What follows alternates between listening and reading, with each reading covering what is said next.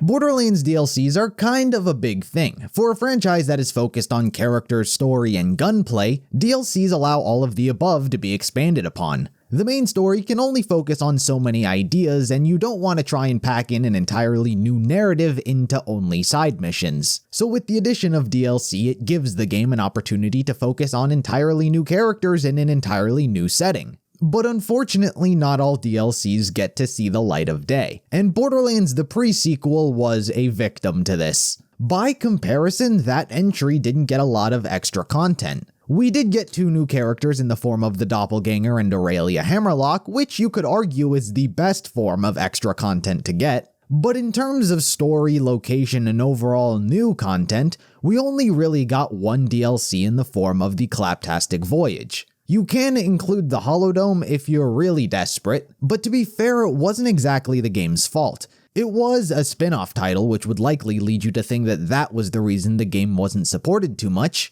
but if you don't know the fate of the company that made it, well, 2K Australia was responsible for the development and creation of this game, and after 6 months after the initial game's release, the entire company was shut down. So yeah, we did get a handful of DLCs within this time, but the title quite frankly never got to reach its envisioned finished state. I only say that because we know there was an unfinished cancelled DLC for this game, and that's what we're going to be talking about today. To be honest, the idea for another DLC after the Claptastic Voyage is slightly odd narratively. Both at the end of the main game as well as the Claptastic Voyage, Athena walks away from Jack, rejecting his ways. Doing that twice was already a lot, but the idea of Athena returning again could have actually been really funny if the writing played with it. Sure, if this was a movie or a book, Athena would and should just be gone. But considering this is a game where she's one of the main playable characters, she has no choice but to take part. Anyway, we can finally get to the DLC itself, aptly named Luxy's Space Adventure.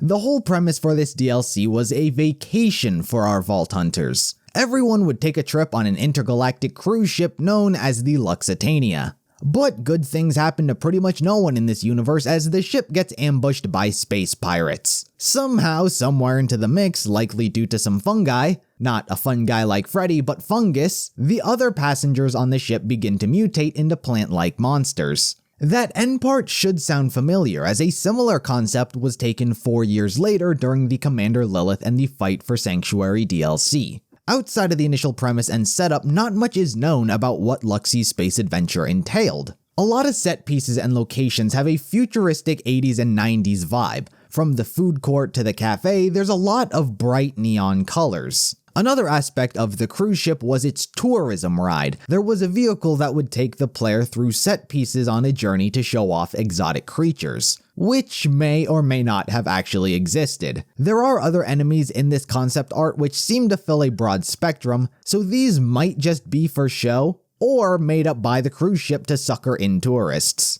But then again, these weird alien creatures could function as enemies. The design of the tourism ride may have been a similar concept to what was used in the Handsome Jackpot DLC in Borderlands 3, in which the player initially would take a transportation vessel to other areas of the map.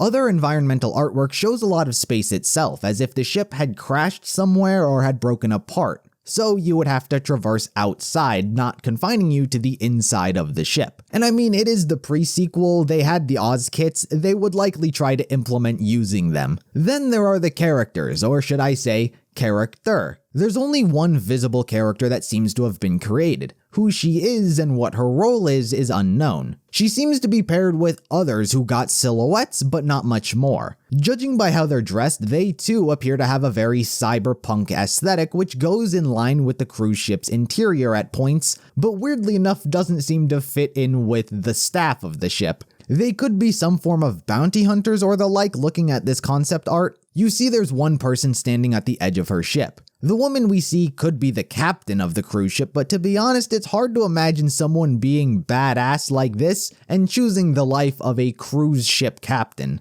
The reason I don't assume they're the antagonistic pirates is due to the villains concept art. They all go under Flamey's Bandits. and these more so look like the people that would try to raid a cruise ship and the enemies that would be fodder for you to kill. While not labeled, this character appears to be Flamey himself and likely the main antagonist to the whole DLC. We also get to see his mount, which would reasonably serve as one of the bosses along the way you must take on. In addition to the bosses, there also appears to be 3 types of enemies you'd fight along the way. There are Flamey's bandits, of course, the Kragans, which make a reappearance, however appear to be a modified version equipped with all sorts of armor as though they were kept as weapons, and finally the plant-like passengers who had been mutated. There does seem to be a special infected in the form of the mascot itself, who I can only imagine is Luxy. It appears mascots wearing the costume were mutated, and so they run around as a heavy type Goliath. And finally, there was also the unreleased raid boss.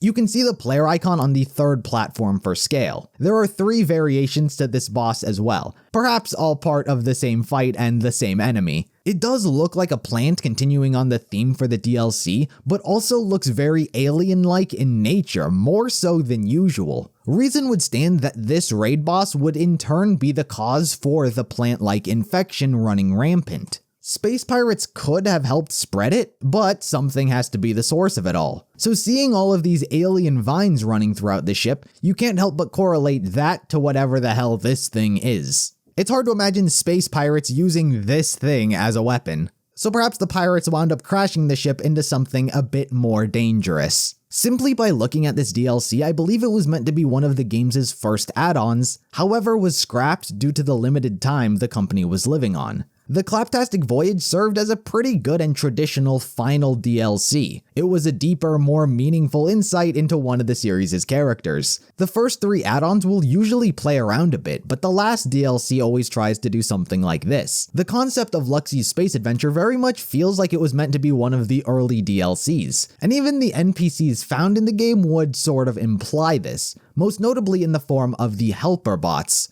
While they're not technically claptrap units, they still look like Hyperion made them and would have been destroyed along with all of the claptrap units once Jack decided to terminate them all. It's kind of difficult to say because we hadn't really gotten different variations of robots, at least not passive robots. Everything had kind of just been done by a claptrap unit with a different job occupation. Overall, my final thoughts on this DLC is that it's sad that it never got to see the light of day. More so I feel this because of the characters involved in the game. While it is true for Borderlands that the Vault Hunters typically get development once they're NPCs and no longer playable characters, you usually get a fair bit of dialogue added which reveals more about them, their interest, and their past. Does a cruise ship even suit the likes of Nisha and Wilhelm's idea of a getaway? It would have been neat to reveal some of their more casual interests and humanize them or show how insane they are. If I know Nisha, her idea of a getaway started when she had to start killing all of the passengers. But still, a vacation filled with this lot would have been a sight to behold. But anyway, what are your thoughts on Luxy's space adventure? Are you sad we didn't get it? Do you think it even looked good in the first place? Any and all thoughts, be sure to let me know in the comments below, and until next time, I'll see you in the next video.